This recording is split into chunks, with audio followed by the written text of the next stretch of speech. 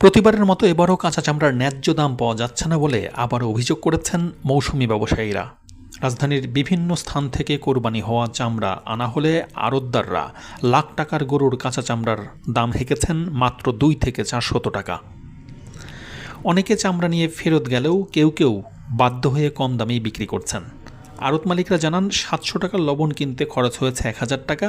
অন্যদিকে আড়ত এবং শ্রমিকদের বেতন বাবদ প্রতি পিস চামড়ায় খরচ হবে 350 টাকা। ফলে বাধ্য হয়েই কাঁচা চামড়া কম দামে কিনতে হচ্ছে তাদের। অন্যদিকে কমপ্লায়েন্স ইস্যুর কারণে বাংলাদেশ বিদেশে চামড়া রপ্তানি করতে পারছে না। অনেক ক্ষেত্রে বরং চামড়াজাত পণ্য তৈরির জন্য বিদেশ থেকে চামড়া আমদানিও করতে হচ্ছে।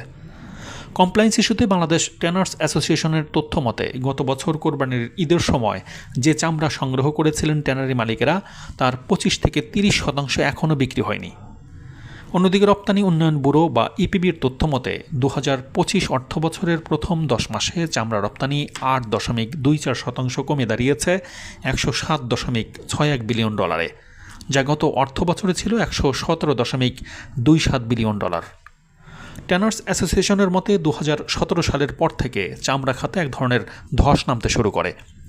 বিশেষ করে 2013-14 সালের পর থেকে কমপ্লায়েন্স ইস্যু নতুন চ্যালেঞ্জ যোগ করে। রানা প্লাজার দুর্ঘটনার পর গার্মেন্টস খাতে কমপ্লায়েন্স ইস্যু যুক্ত হয় বাংলাদেশকে রপ্তানিতে বড় ধরনের সংকটের মুখে পড়তে হয়। এর আগে এই ইস্যুটি কার্যকর ছিল না। কমপ্লায়েন্স ইস্যু হচ্ছে এমন একটি পরিস্থিতি যেখানে একটি কোম্পানি বা ব্যক্তি আইন, প্রবিধান বা শিল্পের মান অথবা অভ্যন্তরীণ নীতিগুলো মেনে চলতে ব্যর্থ হয়।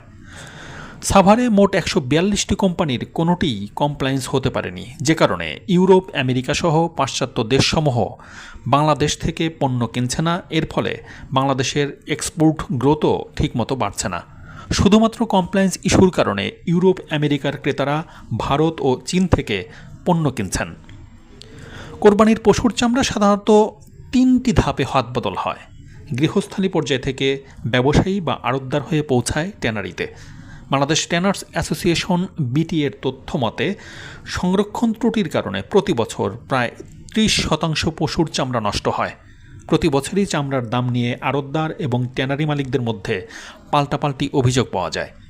চামড়া কেনা এবং বেচার সময় মনিটরিং করবার বিষয়টি যুক্ত করা গেলে এই সংকট সমাধান করা সম্ভব এবং এর পাশাপাশি প্রচুর পরিমাণে বৈদেশিক মুদ্রাও অর্জন করা সম্ভব।